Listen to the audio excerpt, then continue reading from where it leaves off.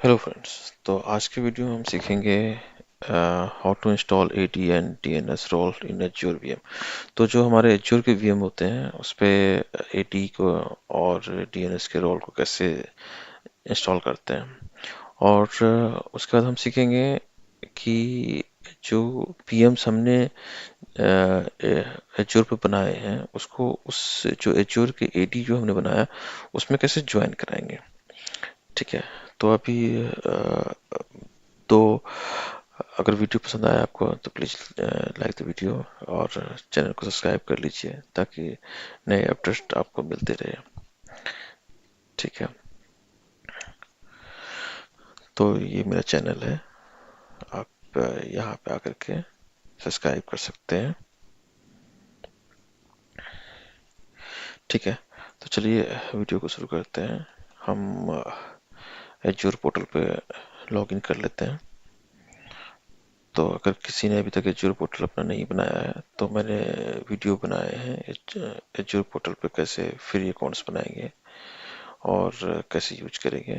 तो आप वहाँ से आप वीडियो से आप सीख सकते हैं। तो मैं एज्योर के पोर्टल पे लॉगिन हो गया हूँ। तो अभी ये हो गया हूँ। अभी मेरे पास कोई भी वीएम्स नहीं है तो मैं ऐसा करता हूँ, दो वीएम पहले ले लेता हूँ।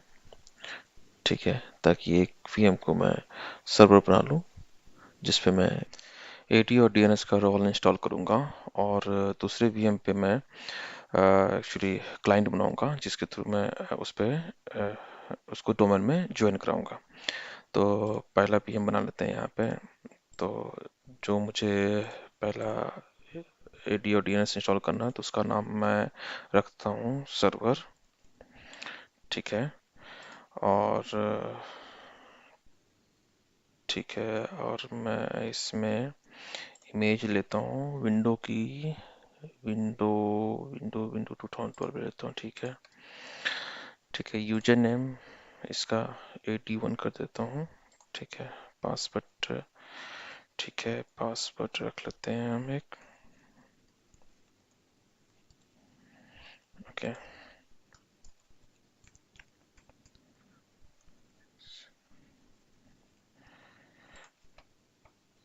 ठीक है। नेक्स्ट।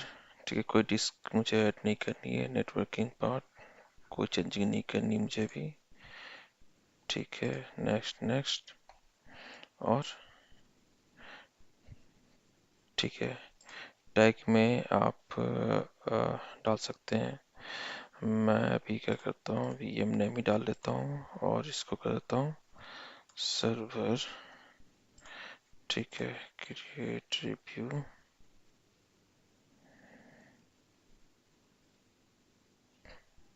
ठीक है। तो ये दिखा रहा है क्या कॉस्ट पड़ेगा पर आवर के हिसाब से। चलिए इसको क्रिएट करते हैं। ओके। तो ये इनिशियलाइज डिप्लॉयमेंट आ गया। ठीक है। आप देख सकते हैं कि ये अब डिप्लॉयमेंट के लिए गई है। ठीक है। तो जब तक ये बन के आता है तब तक क्या करते हैं, इन प्रोग्रेस है तब तक एक और वीएम बना लेते हैं। तो मैंने एक नया टैब ओपन कर लिया। ठीक है। अब मैं क्या करता हूँ, इसमें एक और वीएम बनाते हैं क्लाइंट के लिए। Add virtual machine. ठीक है। और ये मैं ले लेता हूँ यहाँ से, इसका नाम रखते हैं क्लाइंट, CLIENT क्लाइंट। ठीक है। विंडोज सर्वर 2012 ले लेते हैं। ठीक है। इसका यूजर 1 कर देते हैं। यूजर 11। ठीक है, यूजर 11 कर देते हैं और पासवर्ड रख लेते हैं।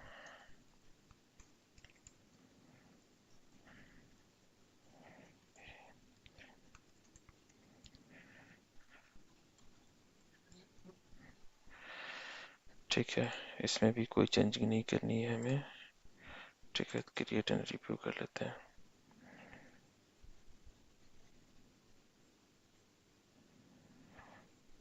ओके। तो अभी देख सकते हैं पहला सर्वर तुम्हारा बन गया है, मतलब आपका जो सर्वर था वो बन गया है। और ये आपका क्लाइंट हम क्रिएट करने के लिए बोलती है। तो हमारे पास बेसिकली दो सर VMs हो गए। एक का नाम सर्वर रखा हमने, ठीक है, और एक का नाम क्लाइंट रखा हमने, ठीक है। सर्वर को हम उसमें क्या करेंगे, हम उसमें AD और DNS रखेंगे, ठीक है। उसका जो यूजर नेम था हमारा AD1 करके था, और ये हमारा होगा क्लाइंट, ठीक है, जिसको हम डोमेन में ज्वाइन करेंगे, ठीक है। और इसका यूजर था अपना user11, ओके, ठीक है। तो ये हमारा डिटेल है। अब ये देखिए ये भी हो रहा है, तब तक अप्रोक्स ये होने ही वाला है, ठीक है। तो हम ऐसा करते हैं, तब तक क्लाइंट पे लॉग इन करते हैं और क्लाइंट को हम उस पर AD/DNS इंस्टॉल करते हैं, ठीक है। तो इसकी पब्लिक आईपी क्या है देख लेते हैं। पब्लिक आईपी ये है। तो चलिए मैं इस पे लॉग इन कर जाता हूँ, ठीक है, अपने यूजर से। तो यूजर अपना था AD1 और पासवर्ड डाला और हम इस पे लॉग इन हो गए, ठीक है। मीनवाइल देख लेते हैं, ये भी तैयार हो गया आपका, ठीक है। तो आपके क्लाइंट भी रेडी हो गए, रनिंग में आ गए, ठीक है। तो अ,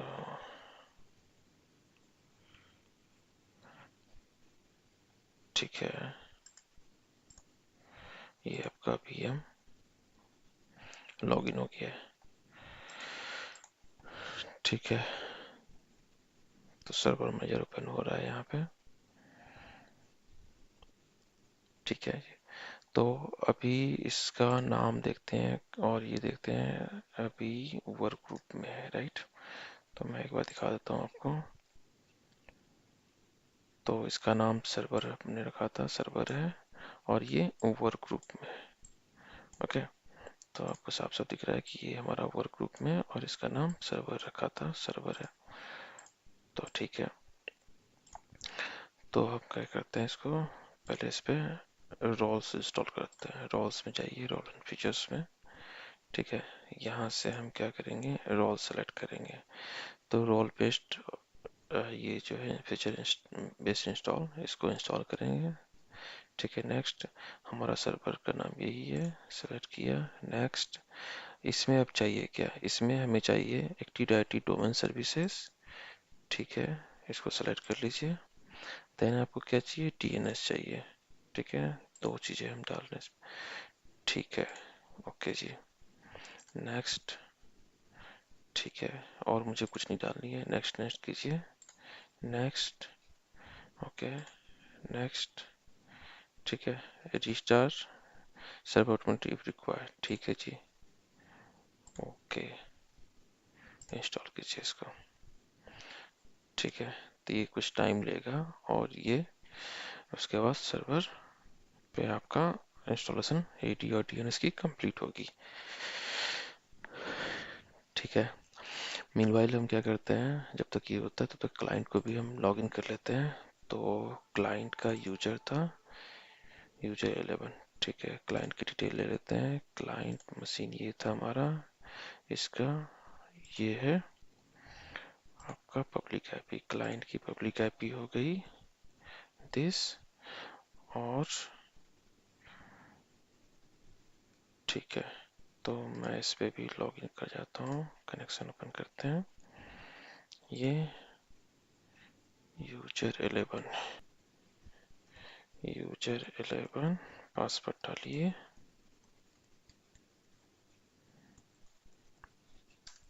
ठीक है जी। तो ये भी लॉगिन हो रहा है,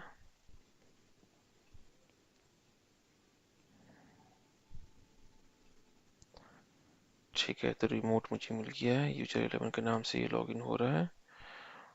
और अब देखते हैं इस वाले VM का नाम क्या है,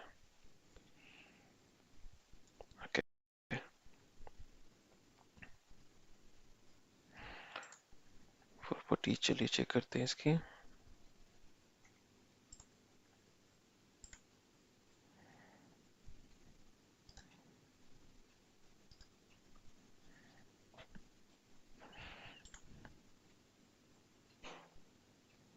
तो प्रॉपर्टीज देखिए, तो इसका क्या नाम हमने रखा था, क्लाइंट है, और ये अभी वर्क ग्रुप में। ठीक है, तो पहले वो सर्वर इंस्टॉल हो जाए मेरा। ठीक है, तो इसमें ये फीचर्स इंस्टॉल कॉन्फ़िगरेशन। ठीक है जी, तो क्लोज कर लेते हैं। अब देखते हैं ये फ्लैग में क्या नोटिफिकेशन दे रहा है ये। Success on server. ठीक है, इंस्टॉलेशन सक्सेस ऑन सर्वर हो गया है। अब देखते हैं ये पेंडिंग जो पड़ा हुआ है। ठीक है, पेंडिंग में क्या बोल रहा है, required active directory domain server. ठीक है जी, तो आप डोमेन सर्विस हम कॉन्फ़िगर करेंगे। तो मेरा क्या है कि हम इसको बेसिकली नए इन्वायरमेंट के लिए बना रहे हैं। तो हम जो ऑप्शन सेलेक्ट करेंगे, अभी देखिए इसमें add a domain controller to existing domain, ये तो नहीं है। Add a new domain to existing forest, ये भी हमारा क्या है, ऐड ए न्यू फॉरेस्ट, नया हम बना रहे हैं। ठीक है, तो इसमें मैं डालता हूँ SK। ठीक है, SK.com। ठीक है, इस नाम से बनाता हूँ मैं। नेक्स्ट। ठीक है, SK.com डाल दिया। अब नेक्स्ट ये सर्च करेगा। अब यहाँ पे आपको क्या करना है कि आपको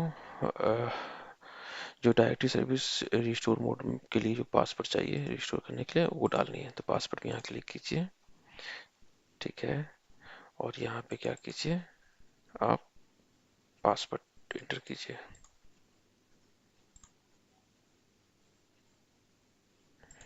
तो पासवर्ड मैं एक रख लेता हूँ। ठीक है, कंफर्म पासवर्ड मैंने डाल दिया है। ठीक है, नेक्स्ट पे क्लिक करते हैं। ठीक है, नेक्स्ट। तो नेटमायर्स डोमेन नेम ले रहा है ये। ठीक है, तो रजिस्टर फॉर्म से ये खुद से फिल कर लेगा।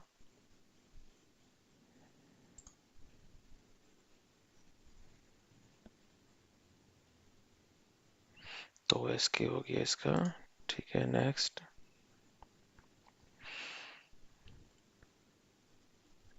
अब ये हमारा पाथ वाले ऑप्शंस पे है, तो ये सारे पाथ दिखाएगा आपको। ओके, तो ये पाथ दिखा रहा है कि ये डाटाबेस लॉग फाइल एंड सिसवॉल कहाँ पे होंगे। तो डाटाबेस फोल्डर कहाँ पे होगा, सी विंडो NTDS के अंदर होगा। लॉग फाइल फोल्डर कहाँ पे होंगे, तो सिसवॉल फोल्डर कहाँ पे होंगे, तो सी विंडो सिसवॉल के अंदर होंगे। नेक्स्ट। ठीक है, नेक्स्ट। देन ये प्री रिक्वेस्ट को चेक करेगा। ठीक है, इसके पहले रिव्यू के लिए ऑप्शन दिया था आपको। ठीक है, ये रिव्यू के लिए आपको दिया था अभी। जब रिव्यू आपने कर लिया तो अब क्या हो गया कि प्री रिक्वेस्ट चेक पे जा रहा है। ठीक है, अब प्री रिक्वेस्ट चेक करेगा ये।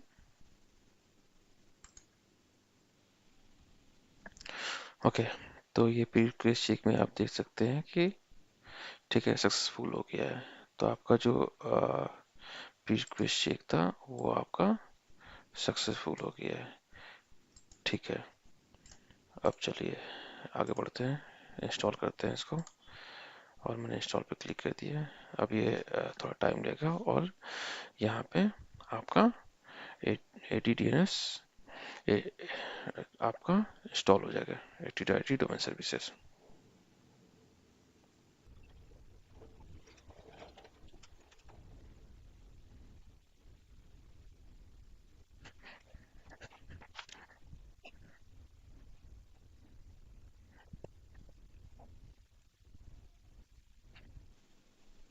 तो देखिए दिखा रहा है configuring the DNS server service on this computer.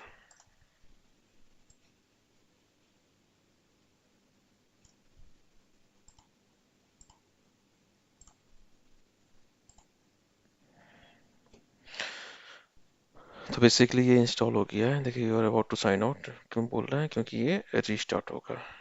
ठीक है जी, the terminal being restarted because it domain service was install on this computer. तो ये आपका रिस्टार्टिंग हो गया। ठीक है, तो ये आपका रिस्टार्ट हो रहा है। तो चलिए क्या करते हैं, जब तक रिस्टार्ट होता है इसका आईपी ले लें ताकि हम दोबारा इस पे लॉगिन कर जाए। ठीक है, सर्वर सर्वर की आईपी थी हमारी 30। ओके, ठीक है, तो इसको भी यहाँ पे हम रख लेते हैं ताकि बार बार हमें पोर्टल से न लेना पड़े। ठीक है जी।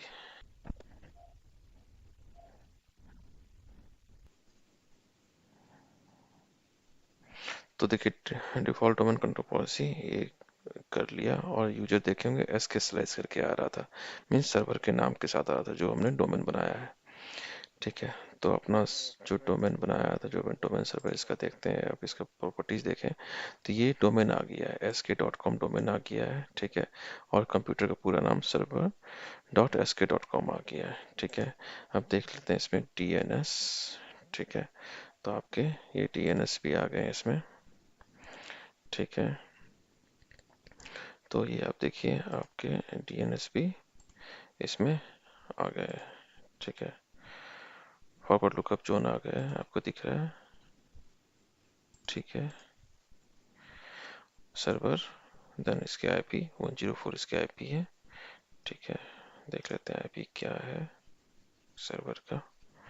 तो सर्वर का आईपी देखेंगे तो सर्वर की आईपी पड़ी हुई है जो, ओके, स्टेटस, इसकी आईपी है 104। तो इसने ए रिकॉर्ड बना लिया यहाँ पे। ठीक है, देन आप एटी देख लेते हैं,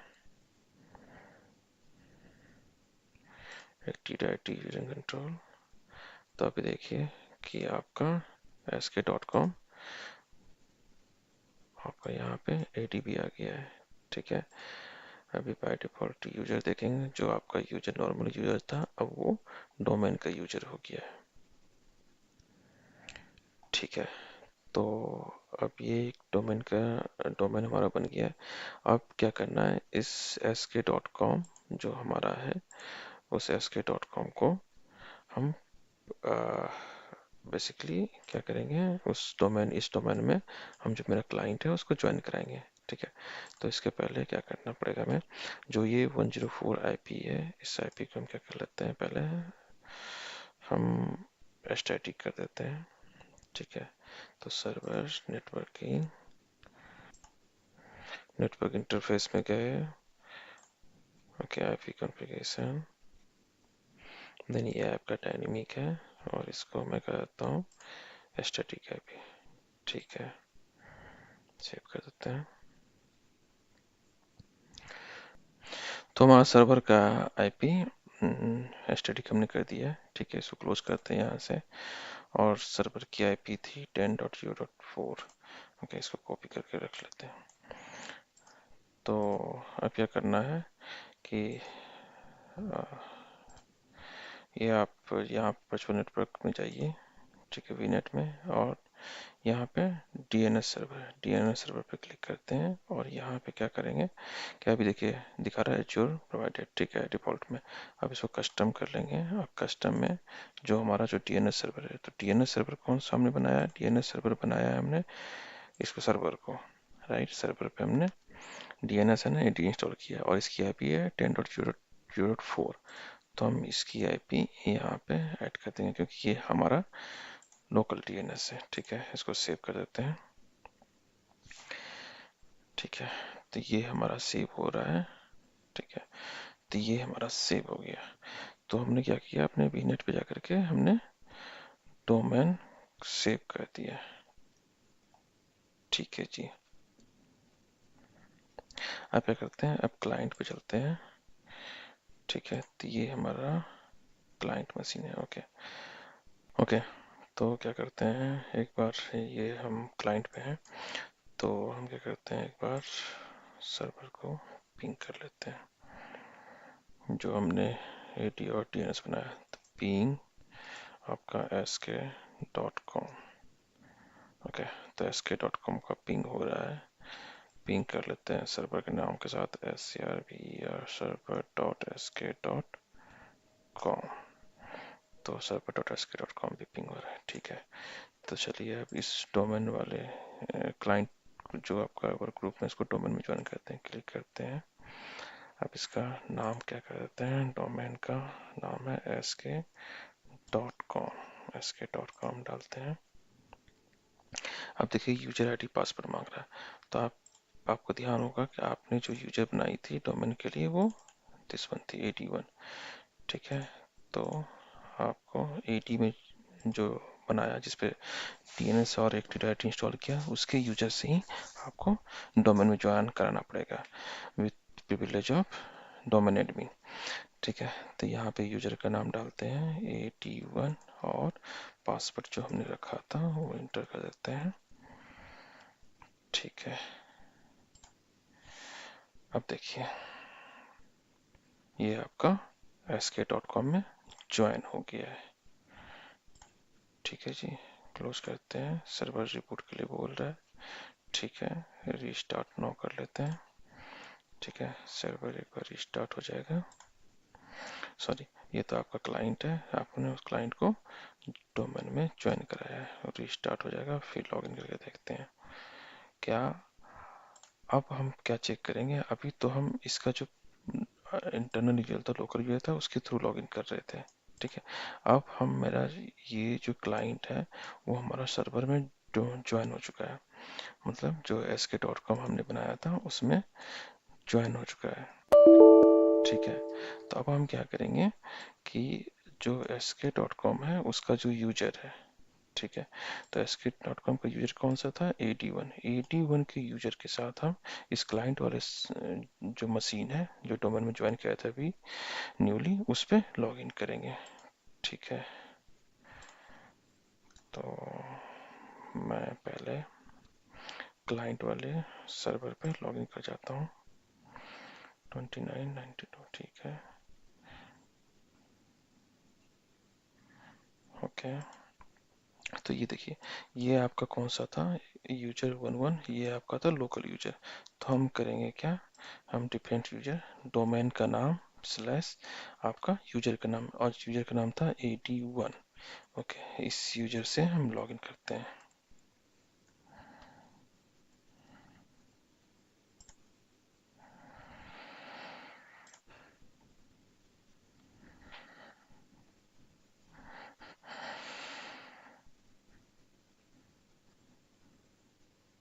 तो हम देख रहे हैं कि 81 के यूजर के साथ हम क्लाइंट वाला जो मशीन था हमारा, जो क्लाइंट था जिसको हम न्यूली ज्वाइन किया आए थे डोमेन में, उस पर लॉगिन करके हैं।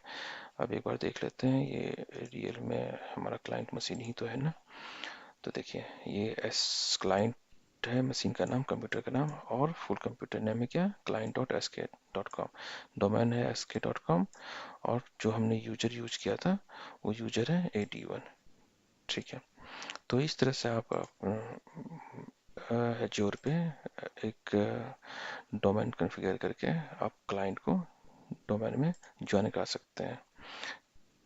ठीक है, आई थिंक आपको अच्छी तरह समझ में आ गई होगी। अगर वीडियो पसंद आए आपको तो प्लीज़ लाइक कीजिए, चैनल को सब्सक्राइब कीजिए, अपने दोस्तों के बीच में वीडियो को शेयर कीजिए, और मैं अगले वीडियो फिर से लेके आऊँगा कुछ नए टॉपिक के साथ। तब तक के लिए अपना ख्याल रखिए। धन्यवाद।